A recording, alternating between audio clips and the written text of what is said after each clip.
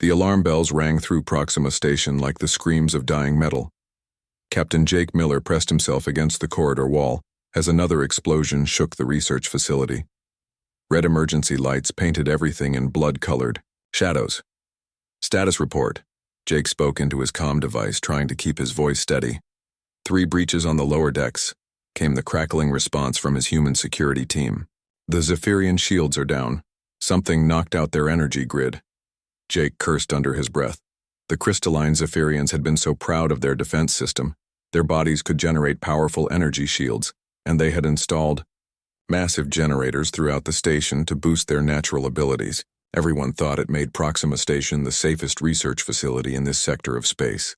Everyone had been wrong. Dr. Lisa Stone appeared around the corner, her lab coat torn and her face pale. She carried a data pad that flickered with readings Jake couldn't understand. "Jake, thank God," she gasped.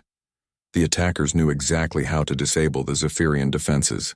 They hit them with some kind of electromagnetic pulse that overloaded their energy systems. "How many attackers?" Jake asked, helping her steady herself against the wall. "Unknown. But they're using Zephyrian technology against them. Every time Commander Veltar tries to raise his shields, their weapons target the energy signature and turn his own power into a weapon." Jake felt his stomach drop.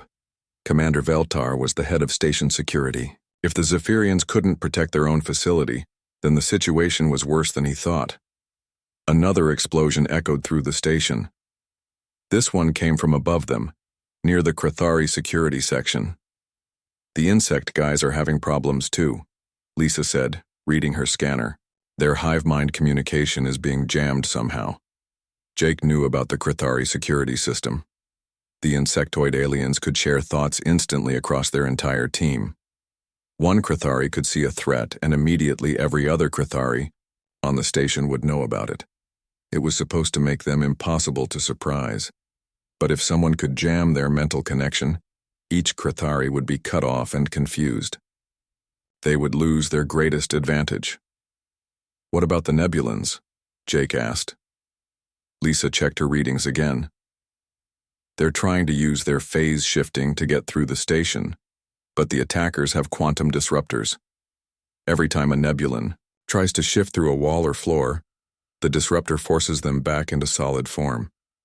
The Nebulans were gaseous beings who could change between solid and gas states at will.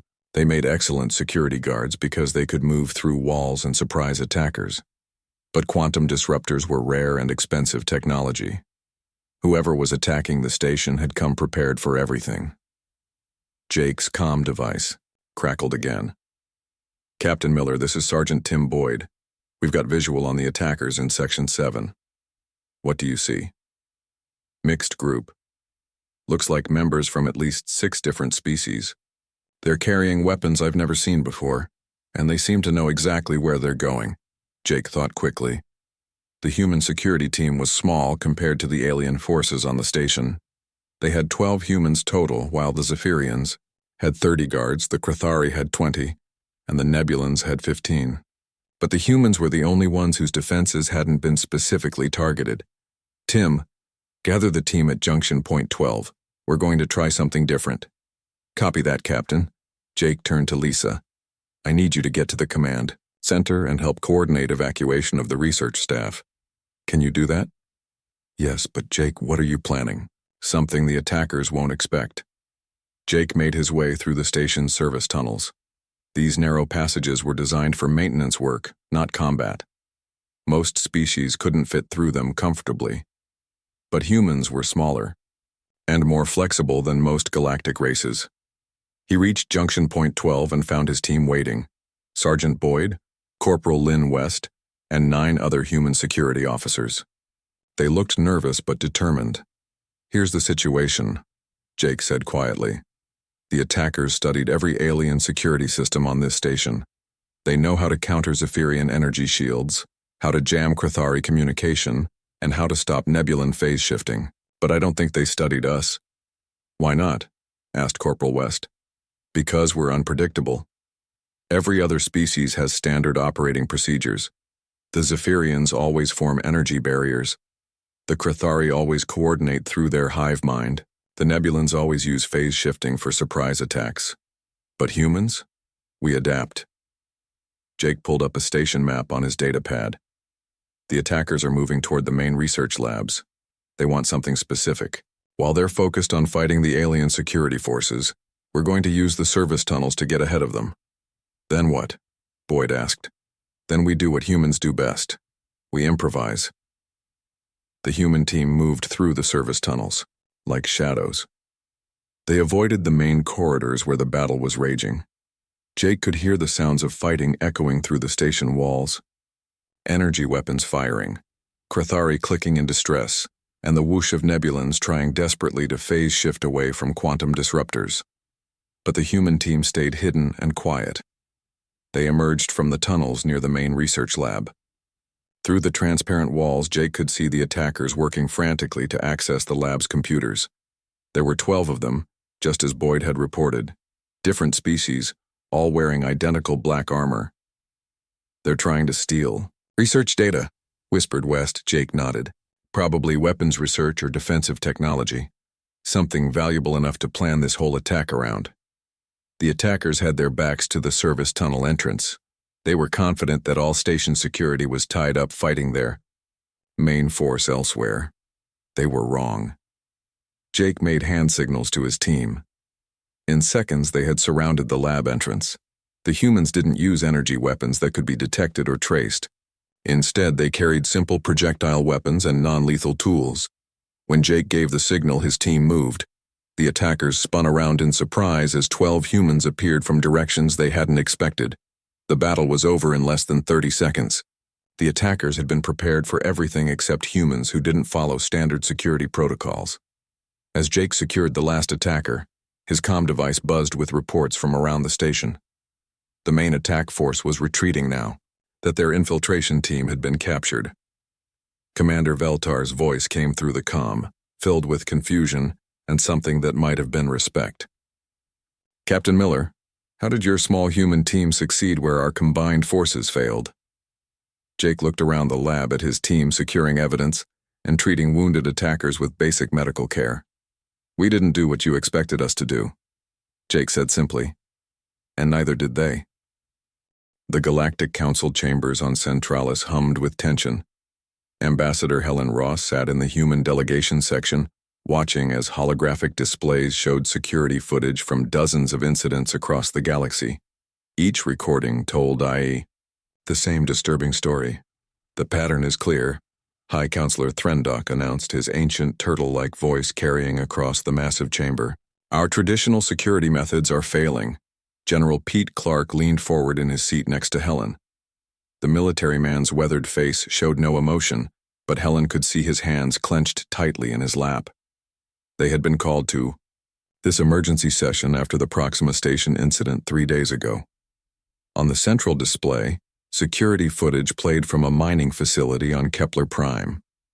Zephyrian guards stood in perfect formation, their crystalline bodies glowing with defensive energy. Then electromagnetic pulses struck their shields and the energy feedback sent them crashing to the ground. Attackers poured through the breach.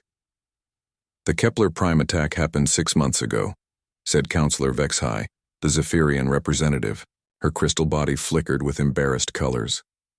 We thought it was a unique situation. As did we, chittered Counselor Klethan, speaking for the Krathari delegation. When our facility on Ross 128 was attacked, the infiltrators used jamming technology to cut our hive mind connections. We believed it was impossible to replicate.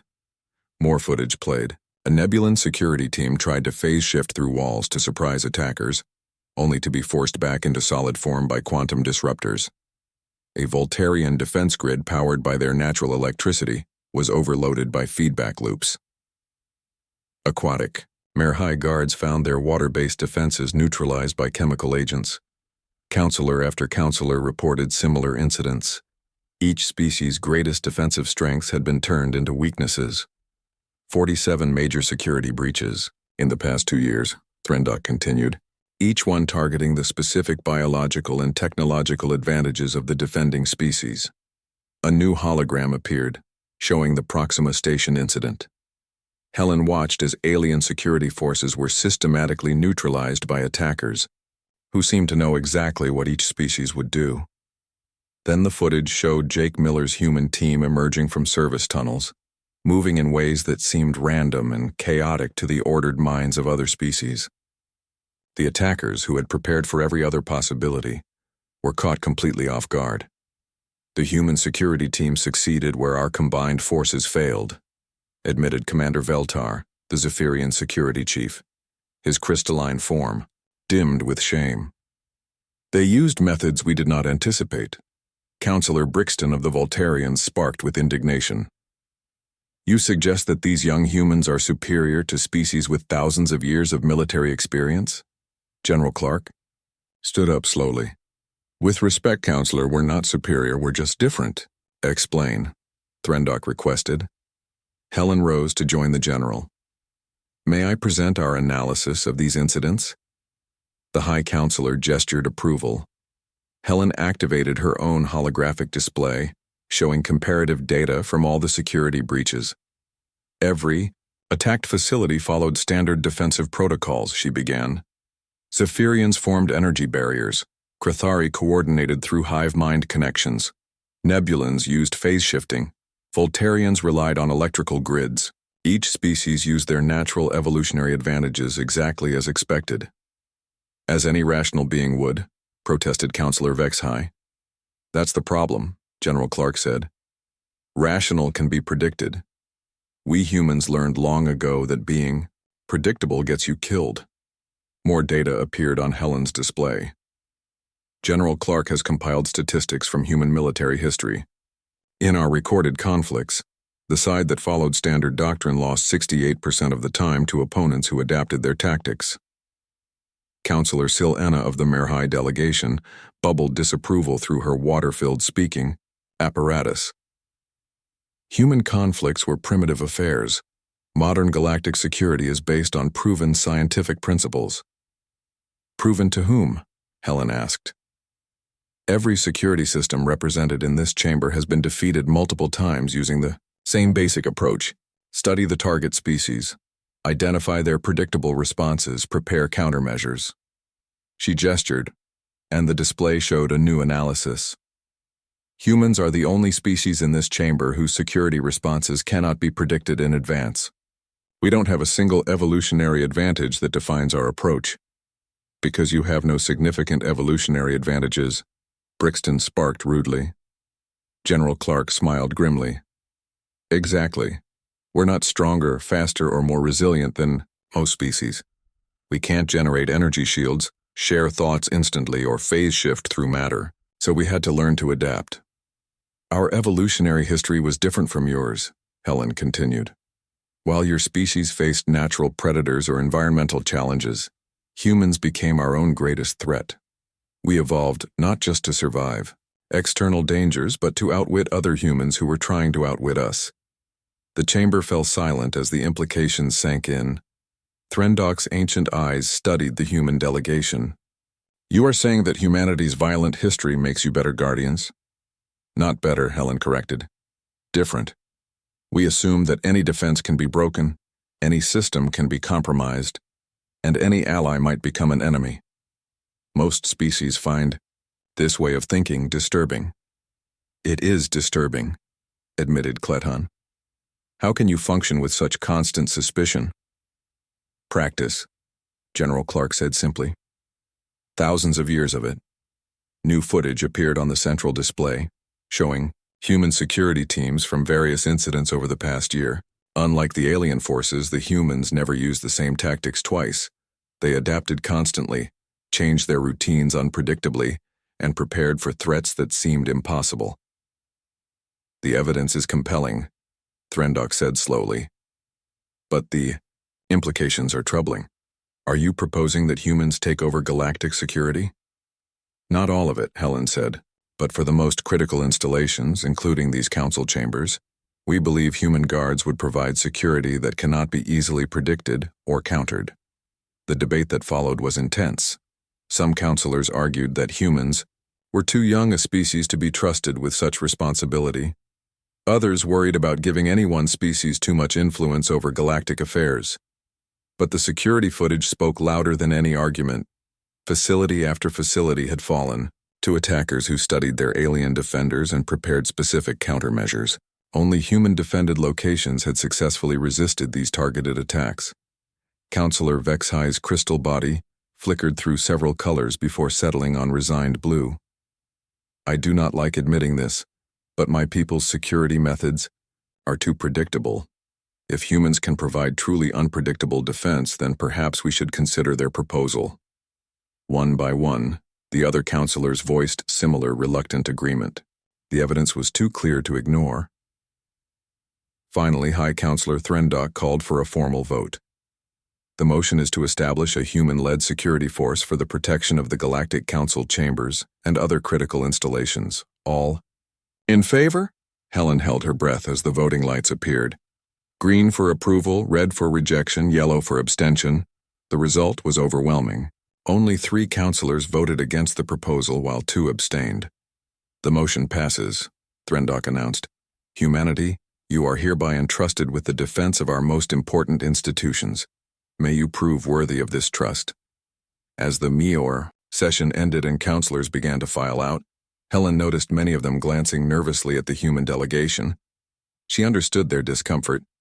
They had just voted to put their safety in the hands of a species whose defining characteristic was assuming everyone else was a potential threat. General Clark joined her as they gathered their materials. Think we can live up to their expectations? He asked quietly. Helen watched Commander Veltar speaking with other alien security chiefs. Their body language showed confusion and wounded pride. They couldn't understand how their proven methods had failed so completely. We'd better, she said, because if we fail, it won't just be our reputation on the line.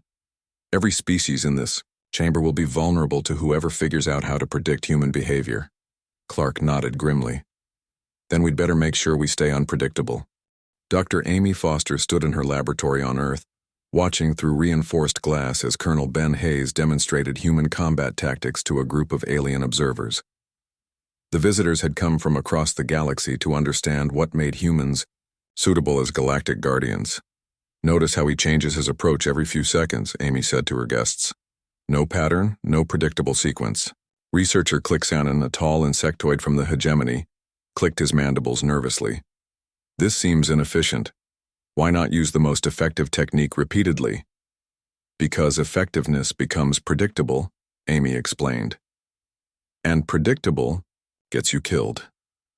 On the training floor, Colonel Hayes faced 3 combat drones programmed with different alien fighting styles. The first drone used Zephyrian energy tactics, the second employed Crithari coordination patterns, and the third mimicked Nebulan phase-shifting movements. Hayes defeated all 3, but not through superior strength or speed. Instead, he used tactics that seemed to make no logical sense. He attacked when he should have defended, retreated when he had advantages, and used weapons in ways their designers never intended. I do not understand, said Dr. Yelmoth, a gaseous Nebulan observer. His choices appear random. That's the point, Amy said. Randomness cannot be predicted or countered effectively. She gestured toward another part of the laboratory where Agent Sam Turner was working with alien security experts. Turner was demonstrating how humans approached threat assessment. Watch how he evaluates potential risks, Amy said. Turner stood in a replica of a typical galactic facility corridor. Around him were various objects: maintenance panels, decorative plants, ventilation grates, and communication terminals. Most species would identify obvious threats, Turner said to his alien audience. Weapons, unauthorized personnel, suspicious devices. But humans see threats everywhere. He pointed to a maintenance panel. Could hide an explosive device or surveillance equipment. Then to a decorative plant. Could conceal a weapon or biological agent, the ventilation grate. Perfect hiding spot for listening devices or entry point for infiltrators. Even the communication terminal could be modified to intercept messages or inject false information. The alien observers looked disturbed. Clixanon clicked rapidly, a sign of distress. But if everything is a potential threat, how do you function? How do you trust anything? We don't, Turner said simply. We verify everything, assume nothing, and prepare for the worst possible scenario. Dr. Yelmoth's gaseous form shifted colors. This level of suspicion seems psychologically unhealthy. Amy nodded. By the standards of most species, it would be. But humans evolved differently. She activated a holographic display showing Earth's history. Images of ancient human warfare, medieval sieges, and modern conflicts filled the air. Most species evolved to face external threats, Amy explained. Natural predators, environmental disasters, resource scarcity. But humans faced a unique challenge: other humans. The display showed early human settlements with walls and guards protecting against other human tribes. We became our own primary threat. Every advancement in weapons was countered by improvements in defense. Every strategy was met with counter-strategies. We evolved not just to survive, but to outwit members of our own species. Clixanon studied the images. Other species also had internal conflicts. Not like ours, Amy said. Your species, the Kratari, had conflicts over territory and resources, but your hive mind meant that once a dispute was settled, everyone accepted the outcome. Humans are individualistic. We kept fighting, kept adapting, kept trying new approaches. She showed more images: human cities with complex fortifications, armies using deception and misdirection, spies infiltrating enemy organizations. We developed what other species call paranoia. We learned to assume that anyone could be an enemy, that any defense could be breached, that any ally might betray us. Dr. Yelmoth drifted closer to the display. How did you avoid destroying yourselves completely? We almost did, Amy admitted. Many times. But the same traits that made us dangerous to each other also made us survivors. We learned to cooperate, even while preparing for betrayal. Colonel Hayes joined the group, wiping sweat from his face after his training session. The key is controlled paranoia, he said. We assume threats exist, but we don't let that assumption paralyze us. We prepare for the worst while hoping for the best. Amy activated another display, showing brain scans of humans and various alien species. Neurologically, humans process threat assessment differently, she explained. Most species have clear distinctions between friend and foe, safe and dangerous. Human brains maintain multiple threat models simultaneously. The scans showed how human neural patterns remained active in threat detection areas even during peaceful situations. We're always scanning for potential problems, even when everything appears secure. Other species find this exhausting and unnecessary. It is exhausting, agreed Agent Turner, rejoining the group. But it's also why we're still alive as a species. Clixanon's antennae twitched. But surely this constant vigilance has negative effects?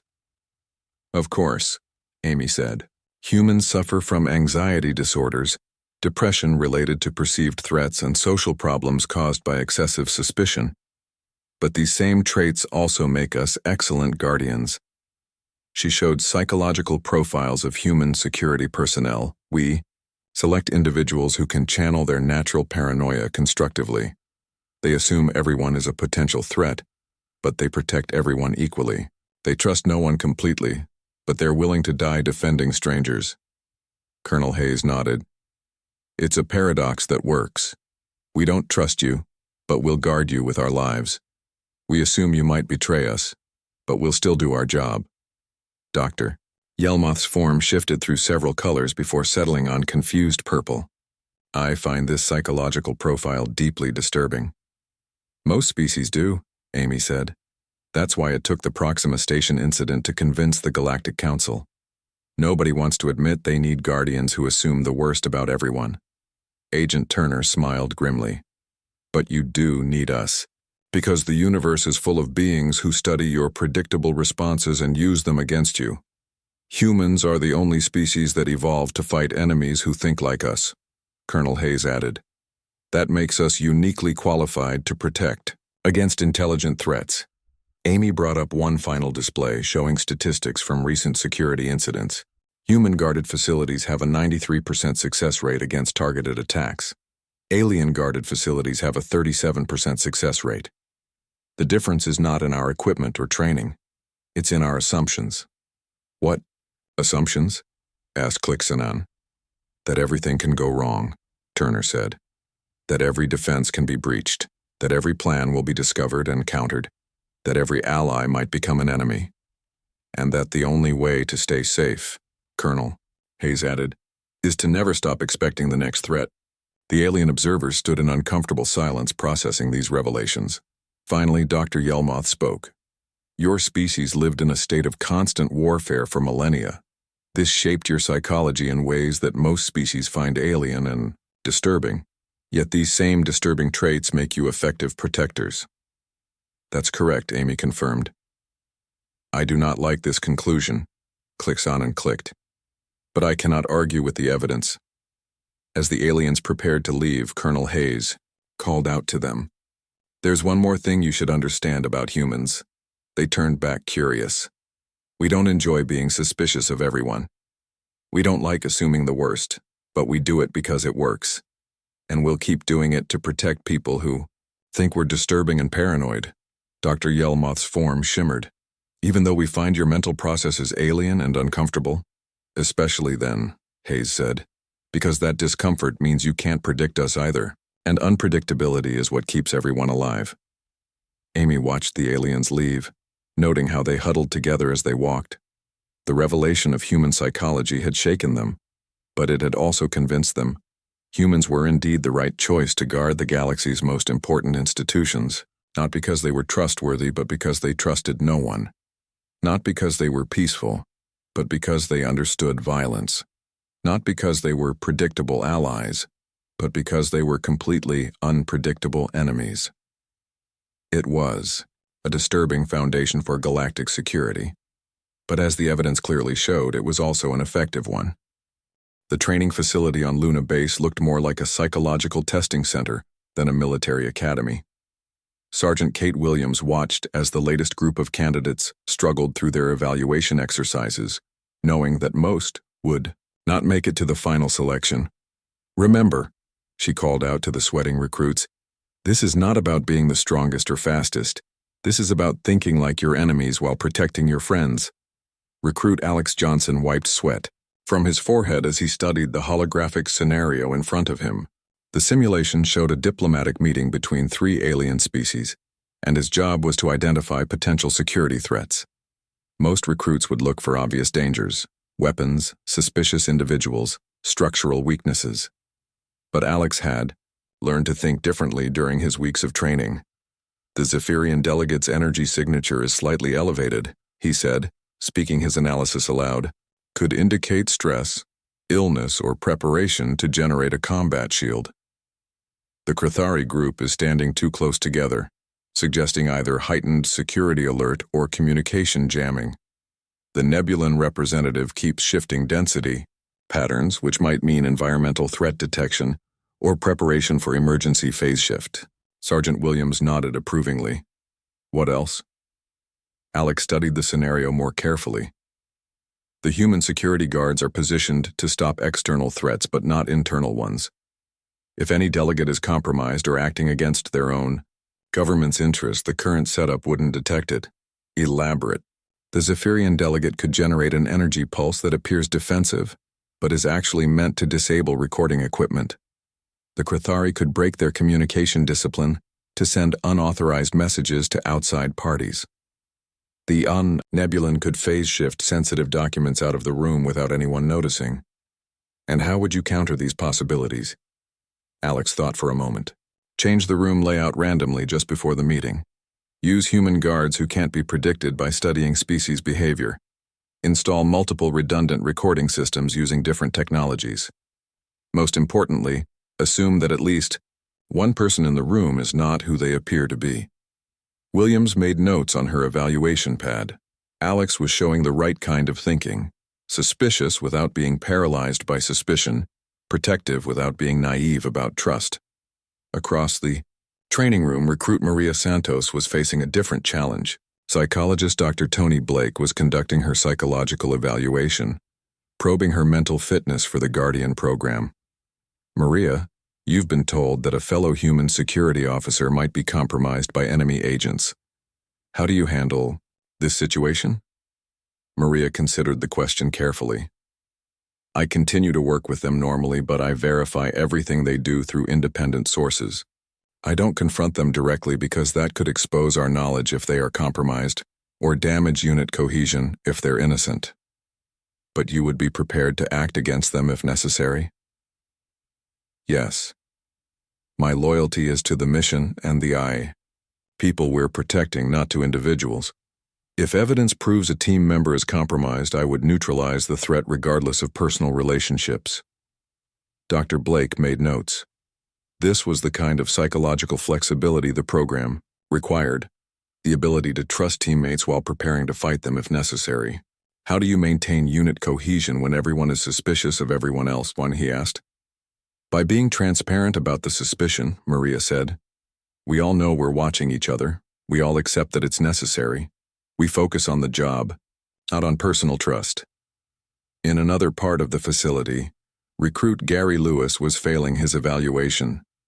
He stood in front of Sergeant Williams, confusion clear on his face.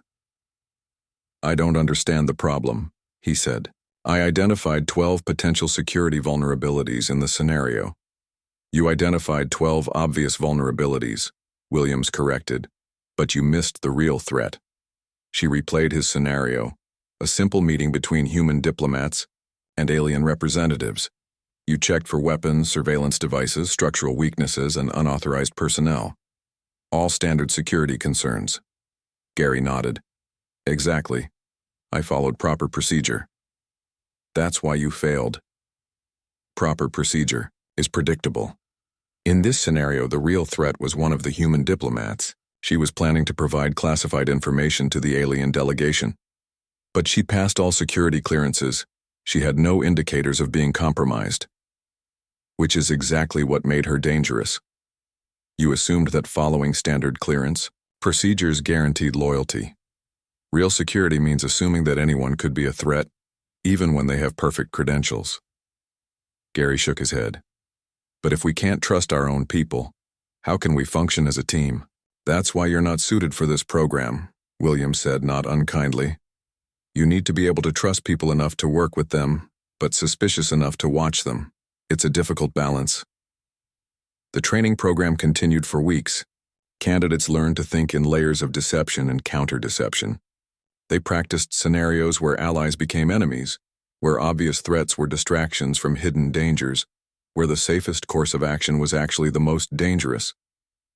Many candidates couldn't handle the psychological pressure. Some became paranoid to the point of dysfunction. Others refused to accept that constant suspicion was necessary. Both types were eliminated from the program. Alex Johnson was adapting well.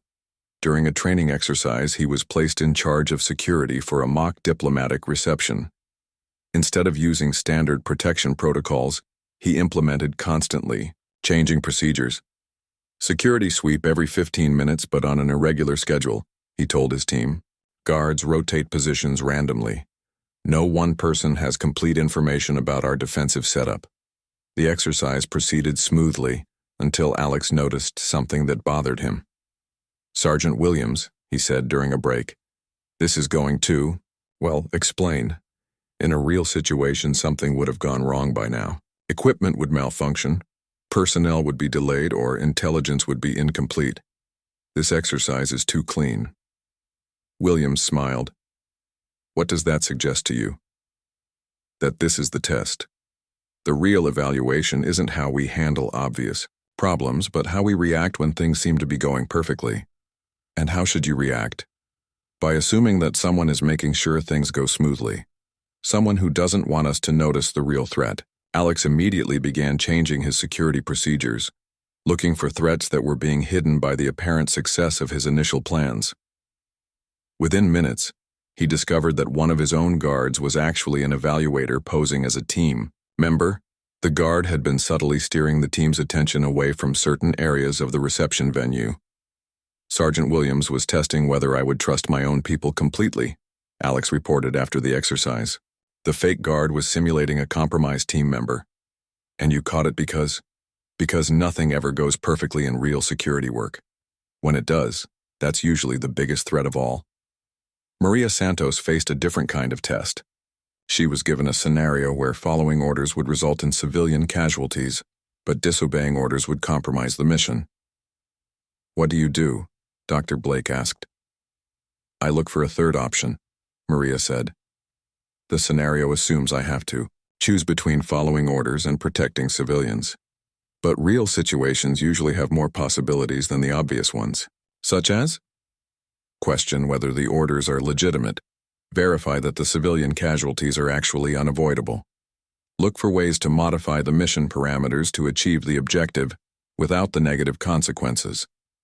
And if no third option exists," Maria was quiet for a long moment, "then I protect the civilians and accept the consequences. Dead civilians can't be brought back, but compromised missions can sometimes be recovered." Dr. Blake noted her answer approvingly. The Guardian program needed people who could think independently while following orders, who could find creative solutions to impossible problems. The final evaluation came after 8 weeks of training. The remaining candidates, only 12, out of the original 50, faced their ultimate test.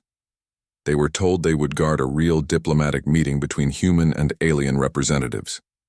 They were given detailed briefings, complete security plans, and all the resources they needed.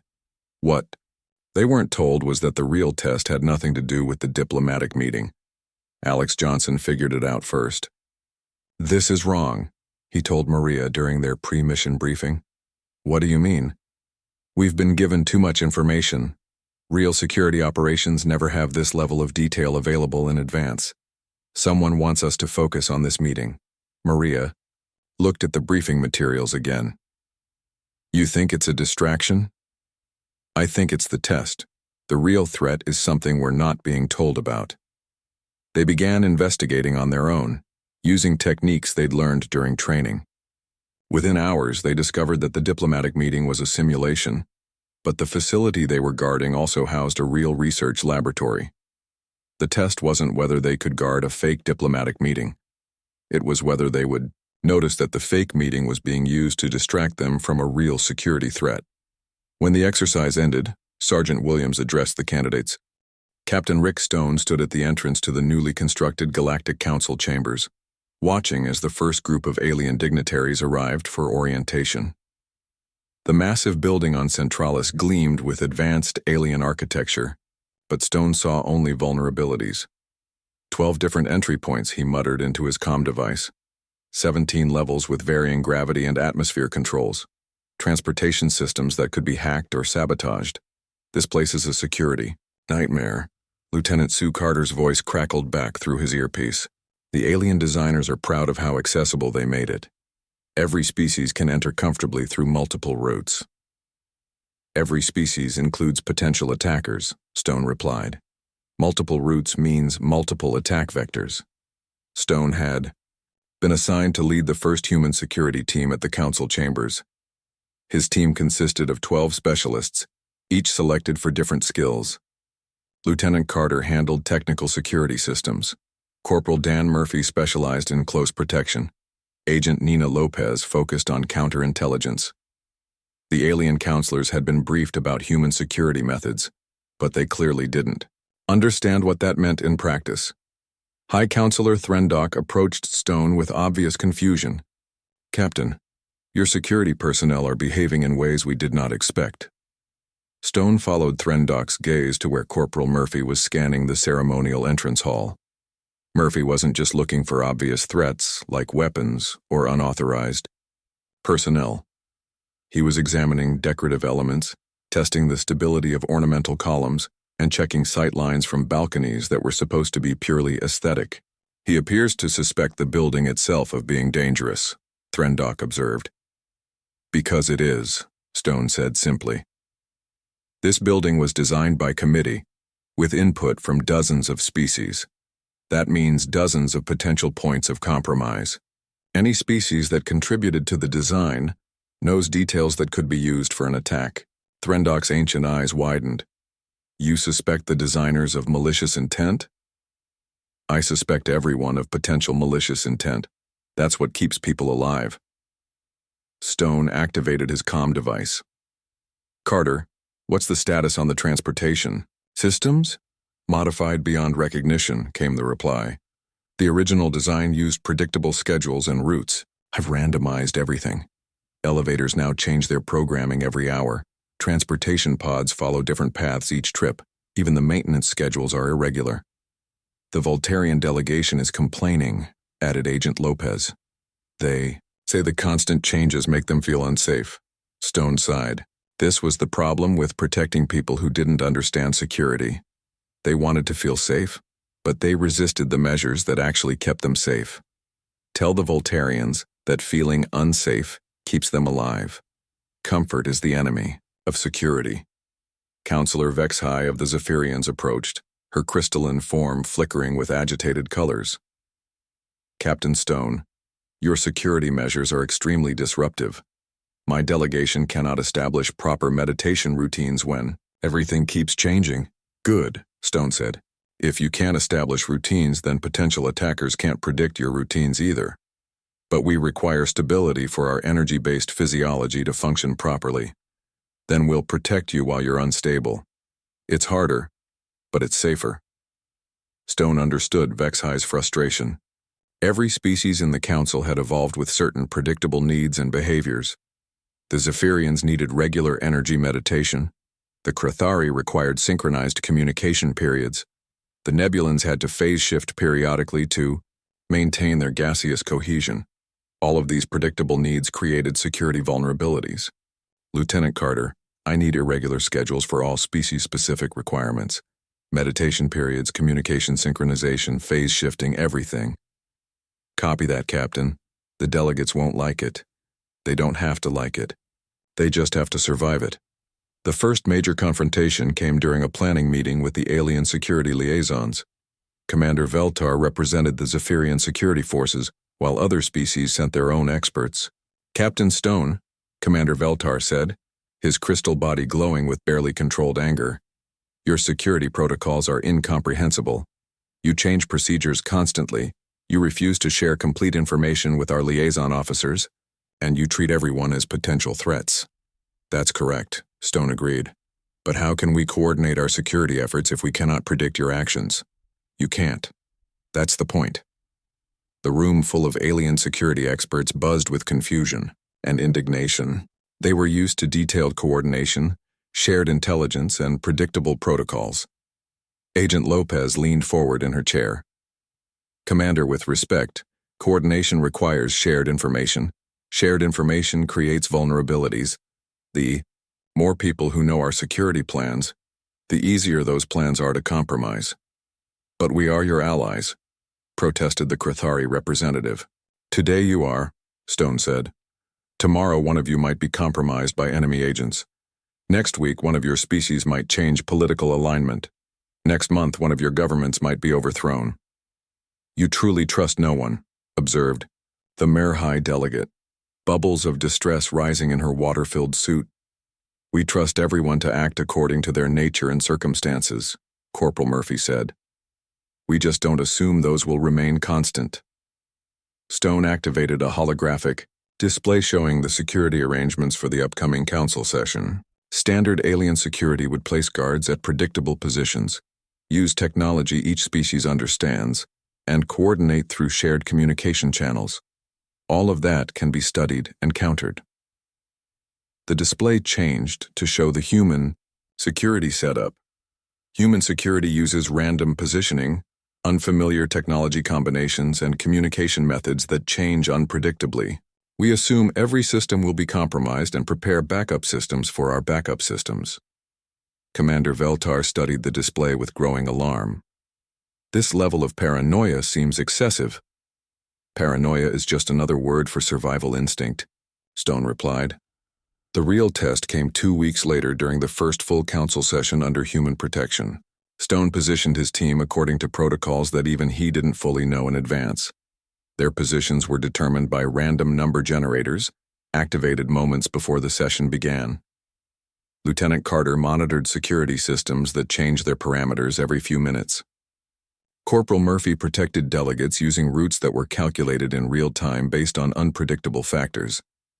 Agent Lopez watched for surveillance attempts using counterintelligence methods that assumed multiple layers of enemy observation. The K session proceeded smoothly until Agent Lopez noticed something that bothered her. "Captain, we have a problem."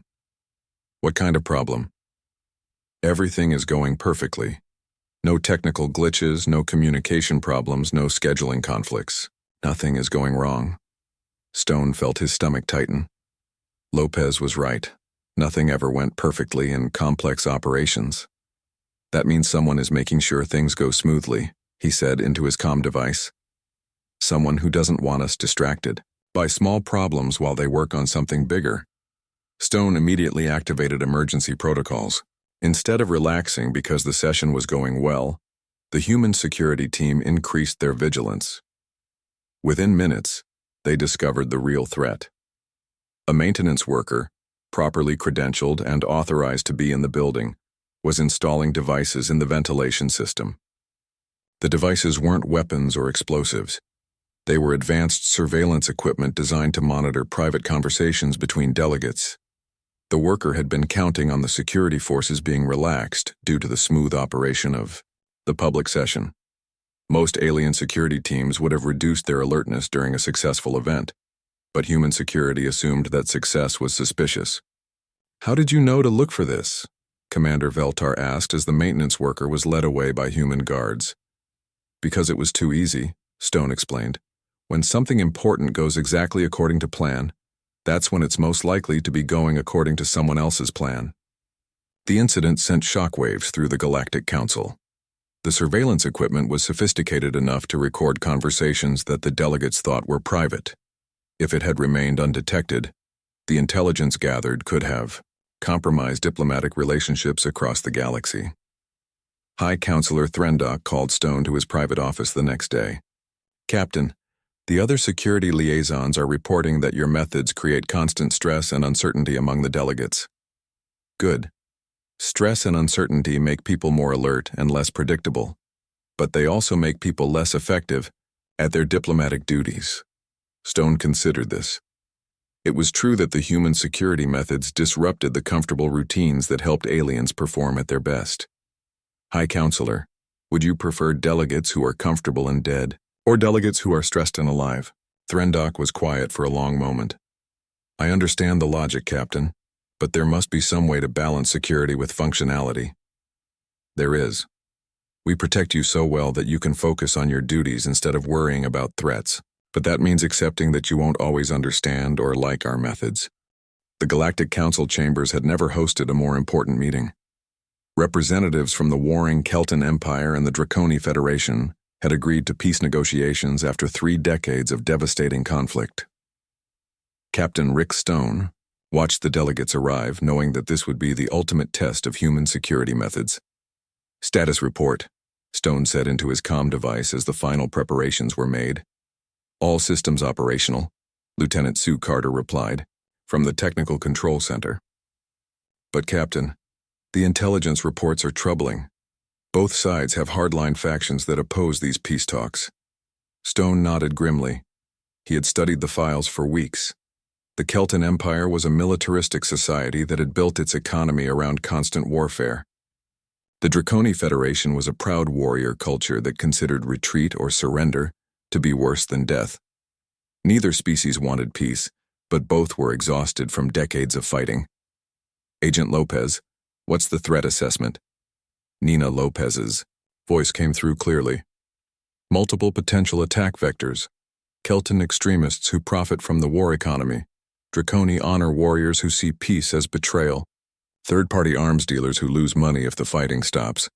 And probably others we haven't identified. Corporal Murphy. Close protection teams are in position. But Captain, we're dealing with 2 species that have been trying to kill each other for 30 years. Having them in the same room is dangerous enough without external threats." Stone understood the challenge. This wasn't just about protecting the delegates from outside attackers. The delegates themselves might pose threats to each other. Ambassador Helen Ross approached Stone as the final security briefing concluded. "Captain, the diplomatic corps is concerned about your security arrangements. The Kelton and Draconi representatives have requested separate entrances separate seating areas, and separate security details. Denied, Stone said immediately, but these measures would reduce the risk of conflict between the delegations. They would also make the delegations predictable. Separate entrances means attackers know exactly where each group will be. Separate security means divided defenses. Separate seating makes targeting easier. Ross looked frustrated. So what do you propose? Mixed seating, random entrances, integrated security. Make it impossible for anyone to predict where specific delegates will be at any given time. The delegations will hate it, better alive and angry than dead and satisfied. The peace talks were scheduled to begin at 14 UAS Galactic Standard Time. At 13:45, Stone's team was still making last-minute changes to their security arrangements. Change of plans, Stone announced. Move the talks to Conference Room 7. But, Captain, Lieutenant Carter protested, we've spent weeks preparing security for the main chamber. Exactly. Anyone planning an attack would have based their plans on the main chamber. Moving at the last minute disrupts any pre-positioned threats. The alien delegates were confused and angry about the sudden change, but Stone's team smoothly redirected everyone to the new location. The Kelton representatives, tall insectoid beings with armor-like carapaces, clicked their displeasure loudly. The Draconi delegates, reptilian humanoids with scales that changed color with emotion, turned deep red with frustration. This is unacceptable, declared General Kexitar of the Kelton military. We agreed to specific security arrangements. The arrangements have been modified for your safety, Stone replied calmly. How do we know this change is not part of an attack? Plan? Demanded Commander Sileth of the Draconi forces, her scales shifting to suspicious orange. Because if it were an attack plan, we wouldn't tell you about it, Agent Lopez said. We would just let you walk into the trap. The logic was disturbing, but undeniable.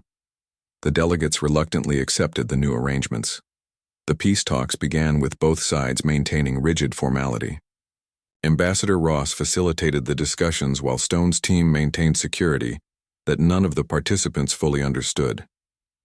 Lieutenant Carter monitored not just external threats, but the stress levels and behavioral patterns of the delegates themselves. Kelton physiology showed specific signs before aggressive actions. Draconi scale coloration could indicate emotional states that might lead to violence. Captain, Carter said quietly, the Kelton military advisor's biosigns suggest preparation for combat. Heart rate elevated, chemical indicators of pre-attack stress. At the same time, Corporal Murphy observed that several Draconi delegates had shifted their postures into positions that would allow rapid movement toward weapons. Both sides are getting ready to fight each other, Murphy reported. Stone made a quick decision. Instead of trying to calm the situation, he did something unexpected. All delegates, please stand and stretch. We're taking a 10-minute break. Both delegations looked confused. The talks had been going well, with no obvious reason for a break. But we are making progress, protested the Kelton negotiator, which is exactly why we need a break, Stone said. When things go too smoothly, that's when problems occur. During the break, Stone's team discovered what their biomonitoring had actually detected. Several delegates from both sides had been injected with combat stimulants that would have caused them to attack during the negotiations. The smooth progress of the talks had been designed to lower everyone's guard until the stimulants took effect. The delegates themselves were unaware of the injections. Medical scans revealed microscopic injection sites that could only be seen with specialized equipment. Someone had drugged the negotiators to ensure the peace talks would end in violence.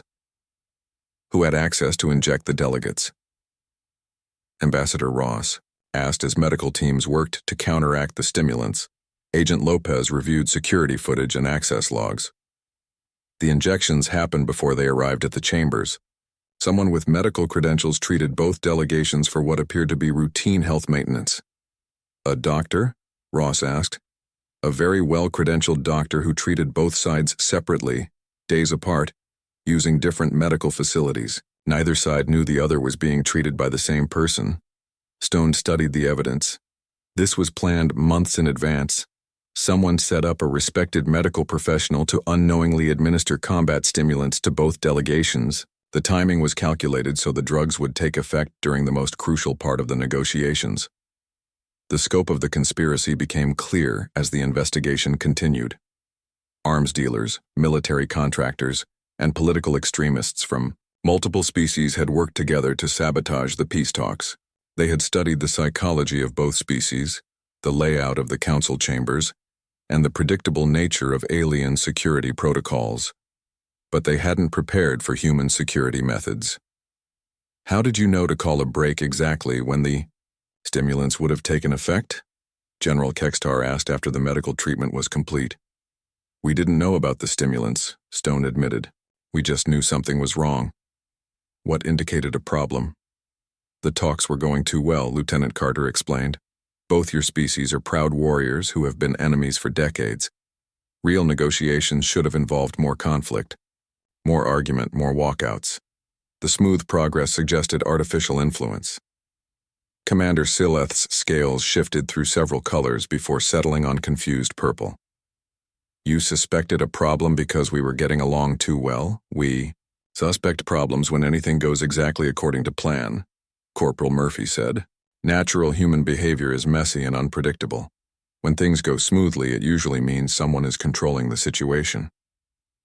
The peace talks resumed the next day with both delegations deeply shaken by how close they had come to disaster.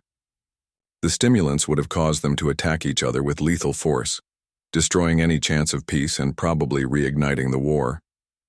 But the near miss also had an unexpected benefit. Both sides realized how much they had to lose if the peace process failed. The knowledge that unknown enemies were actively working to continue the war motivated them to work harder for peace. The negotiations continued for 2 weeks.